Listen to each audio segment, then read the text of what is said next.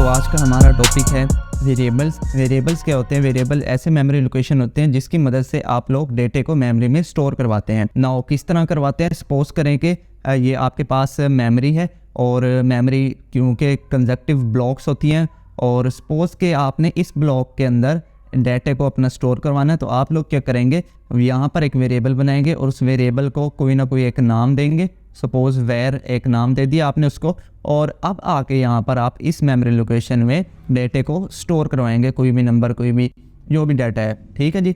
तो ये काम होता है जी वेरिएबल का, डेटे को मेमोरी के अंदर स्टोर करवाने का। तो variable is a name memory location, it is used to store value such as input और रिजल्ट ऑफ कैलकुलेशन। वेरिएबल क्या है? नेम्ड मेमोरी लोकेशन है। लफ्ज़ पे गौर करें, नेम्ड मेमोरी लोकेशन, यानी कि यहाँ पर मेमोरी लोकेशन तो और भी है। ये देखो, ये भी एक मेमोरी लोकेशन है, ये भी सारे मेमोरी लोकेशंस है। लेकिन इसके अंदर जो नेम्ड मेमोरी लोकेशन है, जिसके अंदर हमने नाम दे दिया किसी मेमोरी लोकेशन को, तो ये हमारा कहलाएगा वेरिएबल, राइट। तो the value of a variable में change during the execution of a program. इस लाइन पे जरा गौर करें। कहता है कि जो वेरिएबल की वैल्यू है वो ड्यूरिंग एग्जीक्यूशन चेंज हो सकती है। तो इस बात को समझाने के लिए चलते हैं हम अपने आईडी में और यहाँ पर देखते हैं कि किस तरह से वेरिएबल की वैल्यू चेंज होती है ड्यूरिंग एग्जीक्यूशन।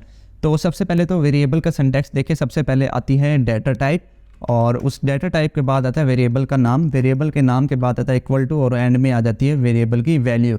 अब ये डाटा टाइप क्या है ये हम बिल्कुल इसी के बाद वाले लेक्चर में देखेंगे अकॉर्डिंग टू बुक। तो अभी के लिए डाटा टाइप को छोड़ दें और वेरिएबल पे तवज्जो दें कि ये वेरिएबल क्या है। तो फ़र्ज़ करें कि ये वेरिएबल का नाम है और ये उसकी वैल्यू है। अब अगर मैं इसको प्रिंट करवाऊँ, जैसे मैं प्रिंट, ये प्रिंट की स्टेटमेंट होती है, ये भी हम सेकंड चैप्टर में देखेंगे, अभी के लिए नहीं समझ आ रही तो रहने दे। और इसको मैं रन का बटन क्लिक करता हूँ तो देखें मुझे यहाँ पर 15 प्रिंट हुआ मिल गया। ये प्रिंट की वैल्यू क्या करती है? एक्चुअल में मुझे यहाँ प्रिंट करके दिखाती है और कुछ भी नहीं है। ये हम सेकंड चैप्टर में बड़े डिटेल से देखेंगे, अभी के लिए छोड़ दें इसे। अब मैं क्या करता हूँ कि इस वेरिएबल को अपडेट करता हूँ, यानी कि चेंज करने की कोशिश करता हूँ कि क्या ये चेंज होता भी है। और अगेन मैं यहाँ से इसको कॉपी करके ना दोबारा से इसको प्रिंट करवा देता हूँ। और अब मैं ज़रा टर्मिनल को भी क्लियर करवा देता हूँ और अब इसको मैं दोबारा से रन करके देखता हूँ कि क्या रिज़ल्ट मुझे मिलता है। तो देखें, सबसे पहले तो 15 255 ये क्या हुआ? ये हुआ ये कि जो पहले वेरिएबल की वैल्यू है 15 ये प्रिंट हुई, उसके बाद ये जो मैंने चेंज किया ना ये प्रिंट हुई। तो अगर मैं यहाँ पर इसको ना ज़रा \n लगा देता हूँ, ये भी हम सेकंड चैप्टर में देखेंगे शायद, तो उसमें आपको ज़रा अंदाज़ा हो जाएगा कि मैं क्या कहना चाह रहा हूँ। तो पहले ये 15 प्रिंट हुआ, उसके बाद 255 प्रिंट हुआ। तो ये हुआ क्या एक्चुअल में? जो पहली वैल्यू है, अगर मैं इसको ज़रा कमेंट आउट कर दूँ और अब मैं इसको ज़रा रन करूँ, तो सबसे पहले मैं ज़रा क्लियर कर देता हूँ टर्मिनल को। अब मैं ज़रा इसको रन करके देखता हूँ तो देखें मुझे कुछ नहीं 255 मिल गया, लेकिन वेरिएबल की वैल्यू तो 15 थी, ये 255 कैसा हुआ? हुआ ये कि जब मैंने 215 असाइन किया अपने वेरिएबल को, उसके बाद देखो मैंने यहाँ पर ना वेरिएबल को चेंज कर दिया। चेंज करके मैंने जब प्रिंट किया तो मुझे वैल्यू अपडेटेड मिली, बजाय इसके कि वो पुरानी वैल्यू उठाए। तो यही इस लाइन का मतलब है कि the value of a variable में change during the execution of a program, के वेरिएबल की वैल्यू चेंज हो सकती है। लेकिन इसके बरक्स अगर आप लोग ये कांस्टेंट में देखें, ये लास्ट वीडियो में भी हमने देखा था, और हमने जब वैल्यू को चेंज करने की कोशिश की थी तब चेंज नहीं हुई थी। तो आपको अब वाज़ेह फ़र्क मालूम हो गया होगा कि मैं कहना क्या चाह रहा हूँ कि कांस्टेंट की वैल्यू चेंज नहीं होती थी एग्जीक्यूशन, और वेरिएबल की वैल्यू चेंज हो जाती है। अब अगली लाइन में कहता है each variable has a unique name called identifier. कहता है कि जो वेरिएबल का नाम आप लोगों ने दिया ना वेर, ये कहता है कि इस नाम को कहा जाता है आइडेंटिफायर। क्या कहा जाता है? आइडेंटिफायर। तो ये कहीं ना कहीं MCQs पूछा जा सकता है। अच्छा, उसके बाद है जी रूल्स ऑफ नेमिंग वेरिएबल। ये रूल्स ऑफ नेमिंग वेरिएबल क्या है कि ये जो आपने नाम देना है ना वेरिएबल को जो भी नाम देंगे वो इन रूल्स के अकॉर्डिंग होना चाहिए। ऐसे ही अपनी मर्ज़ी से नाम नहीं देना, अब रूल्स के अकॉर्डिंग नाम देंगे तब भी वो कंपाइल होगा, अदरवाइज़ आपको एरर देखने को मिलेगा। तो 1 बाय 1 इसको देखते भी हैं और इसको जो प्रैक्टिकल है वो भी देखते हैं। वेरिएबल में include letters, numbers and underscore. कहते हैं कि वेरिएबल का नाम जो है उसके अंदर लेटर्स आ सकते हैं, नंबर्स आ सकते हैं और अंडरस्कोर आ सकता है। इसके अलावा जो स्पेशल करैक्टर होते हैं, ये चीज़ें होती हैं ना, ये नहीं यूज़ कर सकते। दूसरा रूल कहता है कि वेरिएबल का जो पहला करैक्टर है मस्ट बी अ लेटर और अंडरस्कोर। कहते हैं कि जो वेरिएबल है ना वेर, ये वाला हमने जो लिखा है वेरिएबल, कहते हैं कि ये जो है ये या तो लेटर हो सकता है या अंडरस्कोर हो सकता है। ठीक है जी। तो अगर मैं इसको यहाँ पर कुछ और देने की कोशिश करूँ, फॉर एग्जांपल मैं इसके आगे लिख देता हूँ 19, वही नंबर से स्टार्ट करके देखते हैं कि क्या हमें एरर मिलता भी है या हमें झूठ है।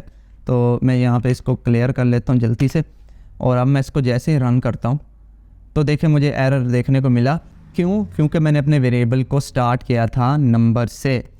तो चलें अब हम इसको ज़रा अंडरस्कोर से स्टार्ट करके देखते हैं, क्योंकि उसने कहा था कि अंडरस्कोर अलाउ है क्या आपके वेरिएबल में। तो मैं फिर से इसको रन करता हूँ, उससे पहले मैं इस टर्मिनल को क्लियर कर देता हूँ और अब मैं इसको ज़रा रन करके देखता हूँ।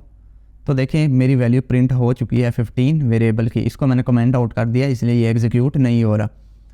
ठीक है जी। तो इसका क्या मतलब हुआ कि हम लेटर्स इस्तेमाल कर सकते हैं तब भी हमारा प्रोग्राम कंपाइल हो रहा है, रिज़ल्ट दे रहा है। अंडरस्कोर भी यूज़ करें तब भी रिज़ल्ट दे रहा है। लेकिन अगर हम नंबर्स या कुछ और स्पेशल करैक्टर भी इस्तेमाल करेंगे तब कंपाइल नहीं होगा, राइट। उसके बाद आ जाते हैं तीसरे रूल पे, blank spaces are not allowed in a variable name. कहता है कि आपके वेरिएबल के नाम के अंदर ब्लैंक स्पेसेस अलाउ नहीं हैं। आगे एग्जांपल भी दे रहा है माई वेयर। तो सपोज मैं वहीं माई वेयर और बीच में एक स्पेस दे देता हूँ, यहाँ पर भी माई वेयर और बीच में एक स्पेस दे देता हूँ और टर्मिनल को क्लियर कर देता हूँ। और अब मैं इसको ज़रा रन करके देखता हूँ तो देखें ओह इतने सारे एरर आ गए। देखे आपने। तो यही बात है, वो कहता है कि आप इसके अंदर स्पेस नहीं दे सकते। तो एक तो तरीका ये है कि आप स्पेस ना दें और ऐसे लिख दें, तब भी ये ठीक है। और यहाँ पे मैं ज़रा टर्मिनल को क्लियर कर देता हूँ एक दफ़ा फिर से, और आप रन करके देखते हैं तो ये कंपाइल मेरा हो गया, रिज़ल्ट दे रहा है।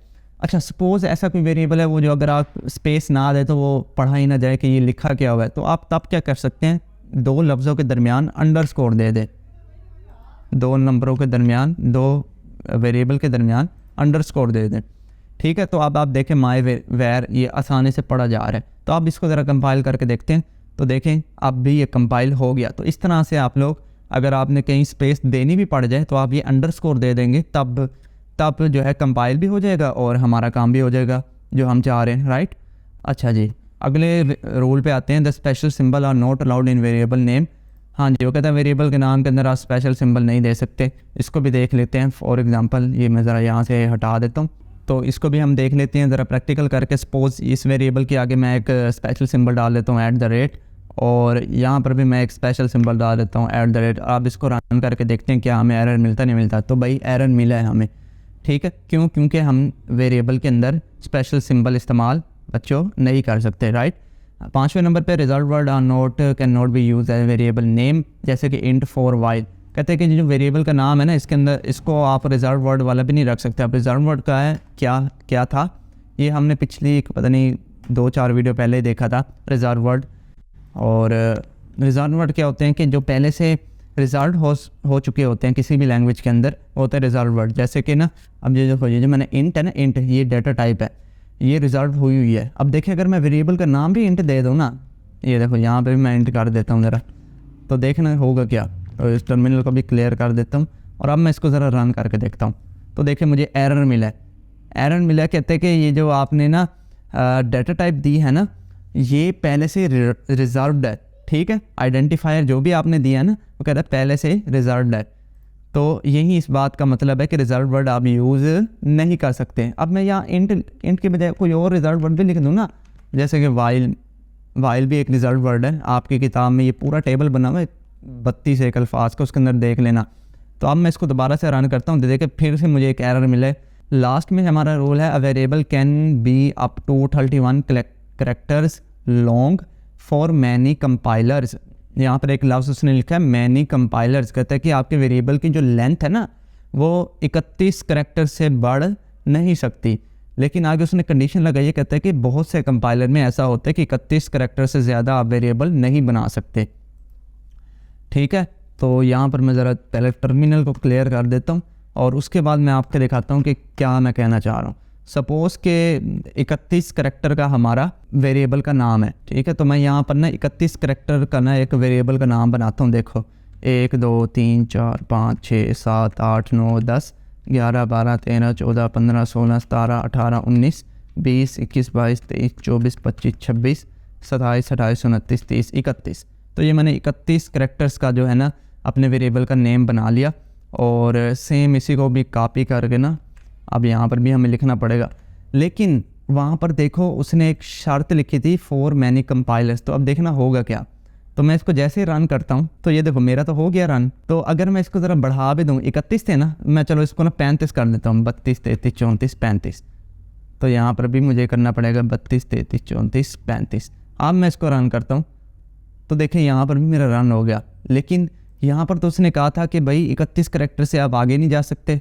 लेकिन ये क्या हुआ ये कि जो मैं कंपाइलर यूज़ कर रहा हूँ ये है GCC कंपाइलर, लेटेस्ट कंपाइलर है। तो इस कंपाइलर के अंदर ऐसी कोई कंडीशन नहीं है कि आप 31 से बढ़ नहीं सकते। हाँ, अगर आप लोग पुराना कंपाइलर इस्तेमाल करते हैं जैसे जिसमें टर्बो है, टर्बो C++ है, इस तरह के कंपाइलर यूज़ करेंगे तब आपको ये एरर देखने को मिलेगा। इसीलिए उसने यहाँ लिखा है कि a variable can up to 31 character long for many compilers. कहता है कि बहुत से कंपाइलर में हो सकता है कि 31 करैक्टर से आप एक्सीड ना कर पाए। लेकिन आज के दौर में क्योंकि कंपाइलर एडवांस है, ये देखो मैं दिखा भी देता हूँ, ये देखो यहाँ नीचे अगर आप गौर करो ना GCC लिखा हुआ है, ये मेरा कंपाइलर है। तो इसके अंदर ऐसे कोई कंडीशन भी नहीं है। यहाँ पर आप जितना मर्जी बड़ा वेरिएबल का नाम लिख लें आपका कंपाइल ईजिली हो जाएगा। तो बस यही कुछ था अभी के लिए, बस इतना ही। तो तब तक के लिए